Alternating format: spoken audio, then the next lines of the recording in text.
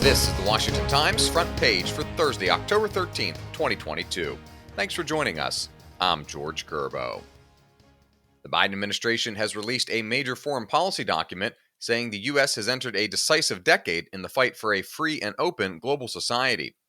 The White House's long-awaited national security strategy, originally due out in the spring but delayed after Russia's invasion of Ukraine, lays out a broad roadmap for American leadership and international cooperation.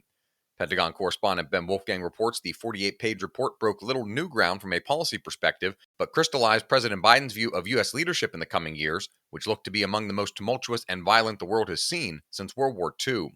China and Russia have said they are pushing for the end of a unipolar world dominated by the U.S. and its allies. The president made clear in the document that the United States is ready to meet the challenge.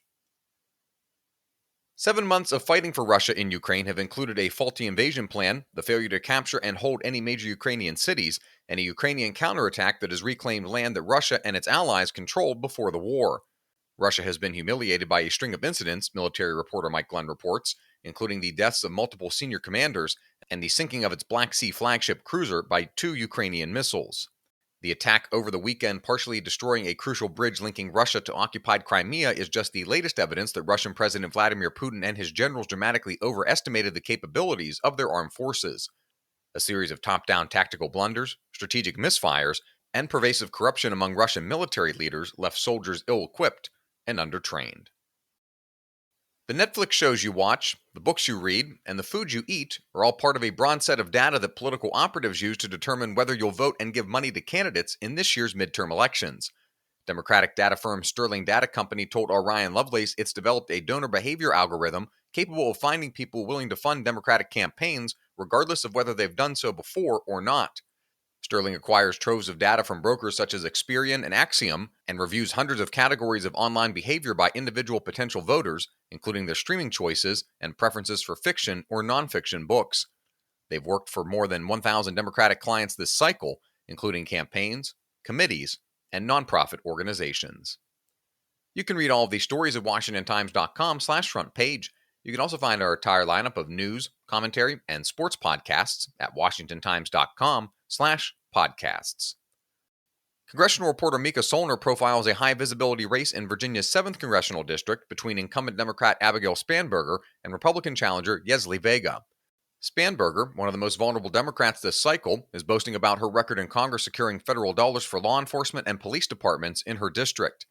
Vega, if elected, says she'll make restoring public trust in the police, shoring up police departments, and expanding community policing priorities. The two continue to highlight crime as a major issue in the Commonwealth. The Virginia State Police reported 562 homicides last year, a 6.4% increase from the 528 reported 2 years ago. A new report by the Center for Immigration Studies finds rates of serious crimes in Texas, such as homicide and sexual assault, are substantially higher among illegal immigrants than among native-born and legal residents. Stephen Dinan reports the center found that in 2012, Texas recorded 3 homicide convictions for every 100,000 people in the state. The rate among illegal immigrants is 30% higher at 3.9% for every 100,000 people. Illegal immigrants had significantly lower rates of theft, drug crimes, fraud offenses, and public order entanglements in Texas, but higher rates of traffic offenses, sexual assaults, and homicides. And finally, states whose gas tax revenues plummeted as drivers stayed home or switched to hybrid and electric vehicles are increasingly eyeing mileage fees to replenish shortfalls in road maintenance funds, Sean Salai reports. Massachusetts, Minnesota, Tennessee, and Virginia are among 8 states that have considered legislation this year to base taxes on the number of miles electric vehicles are driven, according to the National Conference of State Legislatures. Virginia launched its Mileage Choice program on July 1st. More than 7,000 owners of electric and gas-powered vehicles with fuel efficiencies of at least 25 miles per gallon have signed on for the program. A sliding fee scale is tied to the vehicle's specifications.